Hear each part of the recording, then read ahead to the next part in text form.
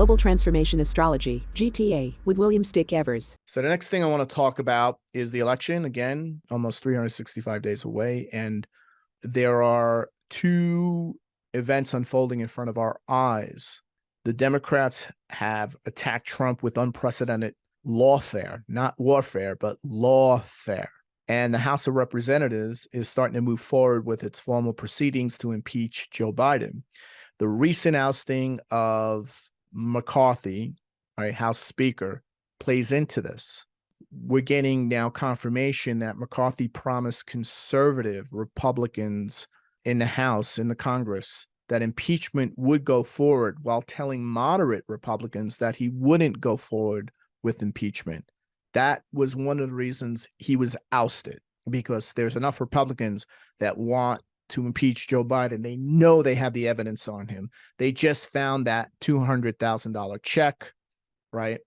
They have Joe Biden's signature. This is confirmed. This signature, right? This check was confirmed by Joe Biden's brother, right? So we know, they know, and we know the evidence is overwhelming. So they want to move forward. And although Trump right now is getting all the attention, the Biden story is even bigger.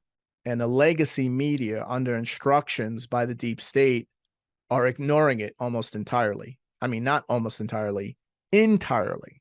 So I'm looking at the election day horoscope here, and what's fascinating to me is I don't really see any tight outer planetary alignments. That is very telling. I mean, we do see Pluto about to transition into Aquarius. It's still at 29 degrees of Capricorn, 2024.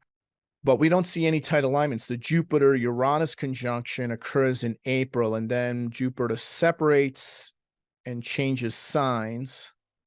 I mean, you could look at the chart here and say, all right, the sun is in wide opposition to Uranus. The sun at 13 degrees of Scorpio is in wide opposition to Uranus. So that would intimate a type of election, like a voter revolt election, a voter revolt election. So voter revolt, there's signatures there of a voter revolt. I like to see it a little tighter.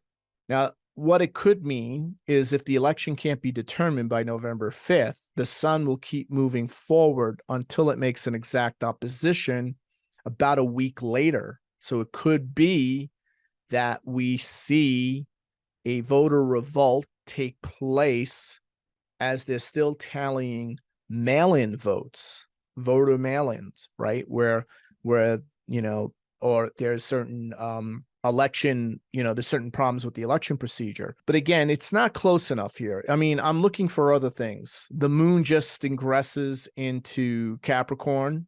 It's not void course. The only thing that's really close is the Mars opposite Pluto. So we're going to spend more time going into these charts or into this chart, trying to rip it apart. But I'm not seeing like compelling close planetary alignments, which either means the election goes as planned and it's predictable from the start, or that what's really going to determine the election is going to be some type of event that correlates with an eclipse, for instance, or closer to the election. So there is a number of eclipses next year. So we're going to be on a lookout for that. So we're not seeing, you know, so since I'm not seeing so much here, it's making me very, you know, I would expect to see a lot more fireworks. There is some fireworks. We have that Mars-Pluto opposition. That's fireworks.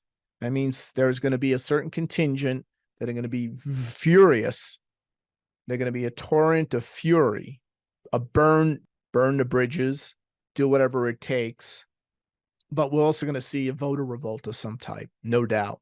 But we'll get more into it in terms of, I don't want to go too deep into this chart at the moment because it's all a little bit vague, but I was expecting more.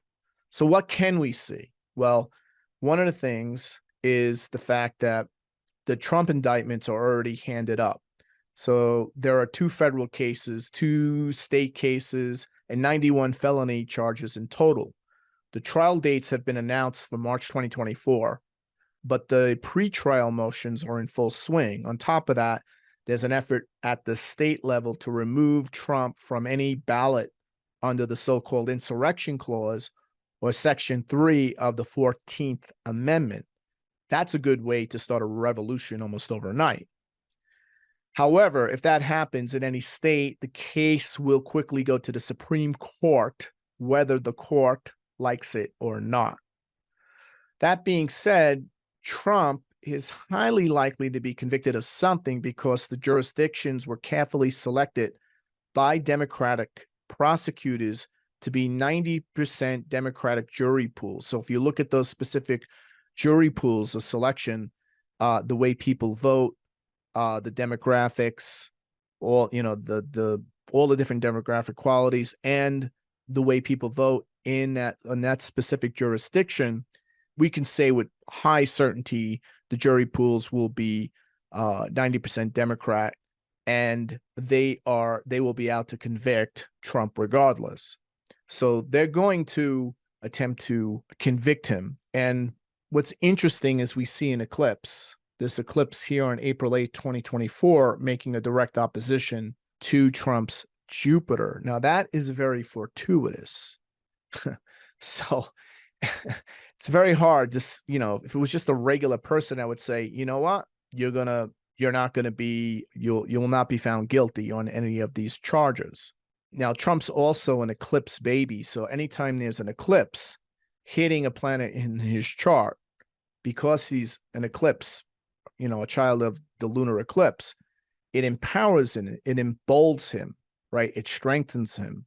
It will definitely galvanize his base at the very least. In terms of what will happen in the courtroom is anyone's guess. Just looking at this, it's possible that they don't find him. There's a possibility here, right? Now, if you talk to every legal expert, they'll say, everyone has said they're going to find him at least guilty on 1 out of the 91 charges, which would put him in federal prison, right, for the remainder of his life. This is how insane this is. And yet we have this eclipse during the time he will be in federal court. So this is why everything is topsy-turvy. And this is also why you have senior Republicans all saying, don't worry, Trump's not going to be the nominee. We already know that. And that is why we are looking to DeSantis. So one of the reasons people ask me, William, DeSantis seems to be the worst Republican candidate in the history of the world. He went from here 30%. Now he's basically touching somewhere about 10 to 12%. Why is he still in a race? Who's funding this guy? Right? Because Trump's poll ratings continue to go up. In fact, during the eclipse period here, between the first and second debate, during that leading up to the first eclipse, Trump's numbers kept increasing. So it powered up Trump's base. So the October solar eclipse only made Trump's base stronger, not weaker, as most astrologers predicted. If you want to gain clarity on world events, free from mainstream bias and full of detailed insight from a master astrologer, join the Global Transformation Astrology GTA membership. Go to williamstickevers.com or click the link in the description. Become a GTA member today.